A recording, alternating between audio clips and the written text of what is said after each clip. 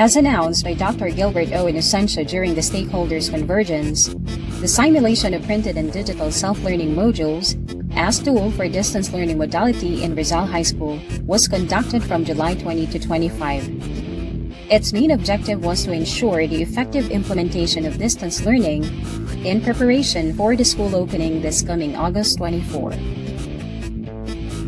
RIZAL High School did a series of activities in preparation for the simulation of classes, starting off with the Parents and Learners virtual orientation last July 17. The following topics were discussed during the said orientation: how to use the learning packets, class schedule, expected students' outputs, class rules on the use of FB Messenger as text-based platform for class discussion, announcement of the date and time of distribution and retrieval of learning packet, provision of parents with evaluation tools as means of providing feedback, the manner on how the simulation will be done, the role of the parents in the simulation activities, and the monitoring tasks of the parents and teachers to the learners.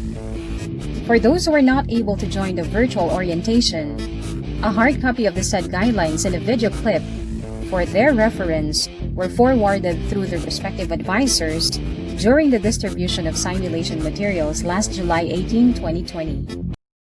The printing of self-learning modules was done through the collaborative effort of the RHS administration and staff. Worksheets were also printed out prior to the simulation of classes. The learning packets of students whose parents couldn't collect the packets themselves in RHS were delivered to the respective houses through RHS Educatid Servicio. Venues for the distribution and retrieval of learning packets were determined and prepared.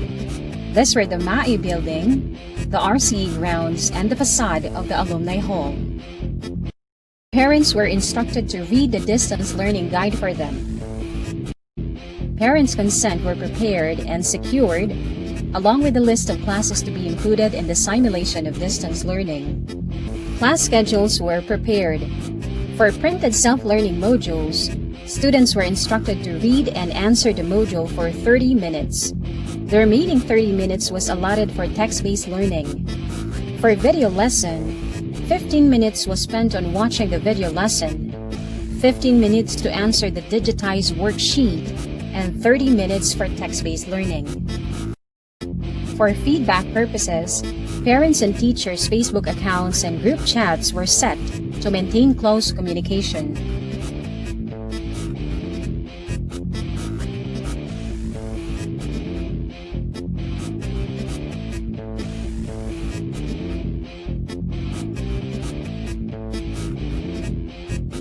Students were given the class rules on the use of Facebook Messenger. Teachers converted self-learning modules into script for the Facebook Messenger sessions. Although they were not allowed to give comments and suggestions during the discussions, supervisors were added in the chat groups to monitor the learning process. Submitted the outputs of their children in school after the simulation. Parents were encouraged to document their children while undergoing distance learning and provide feedback to teachers. After the simulation, parents submitted the feedback forms to teachers. Consolidated the feedback forms for the analysis of the conduct of distance learning. Findings on the analysis of the conduct of distance learning in RIZAL High School will be used to determine the areas for improvement before the opening of classes on August 24. Magkahalong nervyos at excitement dahil nga sa tinatawag na new normal ngayon, yun, nararamdaman ko. What challenges did you encounter while conducting class on FB Messenger? Ang challenge sa akin yung yung medyo mabagal kasi kung mag-type, magpipindot sa cellphone. Ang mga bata, pag sumagot yan, syempre marami sila, hiwa-hiwalay ang mga pinanggagalingan ng mga message. Pag pumasok siya dun sa messenger, sunod-sunod, dire-diretso.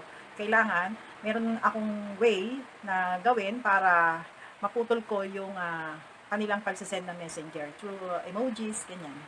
Did you find your teaching through text-based effective? Why? Oo, masasabi kong effective naman kasi unang-una, yung learning packets, meron naman ng mga bata na kung saan na mga tanong na lalagyan nila ng sagot, maisusulat din nila kung ano yung gusto nilang sabihin na hindi nila kayang gawin dahil nga sa no face-to-face muna ngayon. Aside from FB Free Messenger, what other platforms can be of help to you as a teacher? Yung Google Classroom, effective yun. Yun nga lamang, kailangan maganda ang dating ng internet connection. Sasabi nyo sa katatapos na practice na isinagawa ng grade 12 sports? Okay naman po. Kaya lang, nag-a-adjust pa yung mga bata at kami ring magulang, nag-a-adjust din para sa kanila.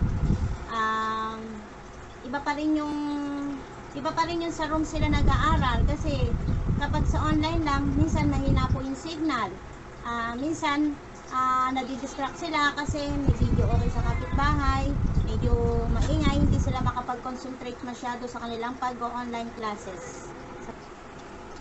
May napansin po ba kayong naging problema ng anak nyo habang nagkaklase through FB Messenger Classroom?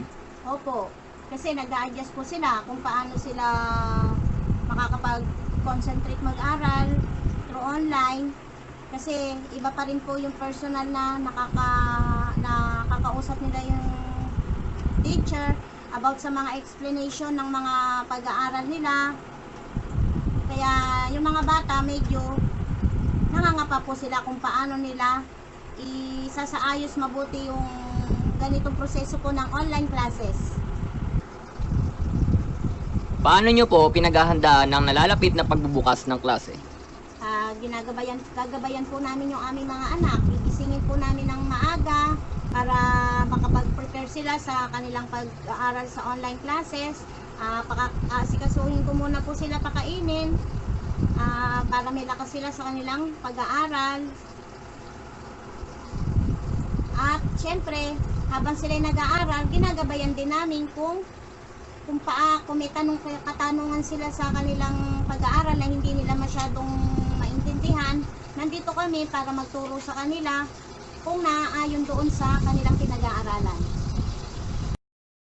Ano ang naramdaman mo habang nag-aaral sa pamamagitan ng FB Messenger? Nahirapan po. Tapos, syempre, medyo nag-a-adjust po kami kasi hindi po kami sanay sa ganitong sistema. Dahil, syempre, nasanay po kami na talagang sa school po kami natututo. Sa school po kami nag-aaral kung saan meron po talagang nagaganap na interaction between student and teachers. Good day, everyone! We are the selected students of Grade 10 STE1 to give our honest feedbacks about the online simulation class. So, let's start! Narito po ang tanong.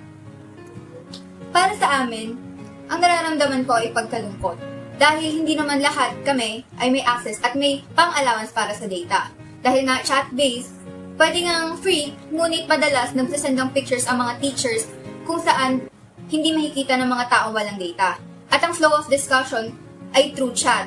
So may interval yung pagsagot at pagtatanong ng mga teachers at estudyante. Kapag sasagot kami mga estudyante ay may interval at may katagalan dahil pag mahaba ang sagot ay itatype mo ito ng mas mahabang oras. At kapag naman bumagal ang iyong internet, ay may pagkakataong late ka makakapag-reply. At meron ding external na mga problema, lalo na kapag nanonood ka ng video lessons at maingay ang paligid, hindi ka makakapag-focus agad. So, dahil 1 week pa lang naman ng online simulation, may time pa naman para makapag-adjust at makapag-improve ang ating online simulations. Here's a question. For me po, mas madali po talagang intindihin ng lessons kapag may video lessons. Dahil sa video lessons, may ikli po at hinighlight na po yung key points at yung mga importanteng parts. May visuals pa po at mas madaling intindihin kapag may visuals. Lalo na po sa akin, isang visual learner. Pero kung susundin po natin yung 15-30-15 na video lessons, discussion, and activities, for me po, hindi po sapat yung 15 minutes, lalo na po sa math. Kasi po, meron pong mga examples po doon na kailangan ng solution. Para po sa akin, mas natututunan ko po yung lesson sa math kapag tinatry ko pong isolve kung ano po yung nasa videos. So, I took time para po mag-solve, then siya ako po i-play and papakita po yung solutions. And titignan ko po kung tama. So, 15 minutes for me is not enough po. But, what I'm doing is, I'm watching the videos beforehand, mga 3 a.m. bago po mag-klase. Siyempre po madami po yung mga video lessons. Then, I'm trying the activities in the lesson po. Then, sa mismong class po, panonoodin ko po ulit yung videos para mas madali ko pong ma-catch up yung lesson kapag po nagtatanong ng mga teachers. And sasagot po ako sa recitation. So, yun lang po. Next. So, dahil nga po mas nadadalian po ako sa video lessons, for me, mas madali po gamitin ang laptop.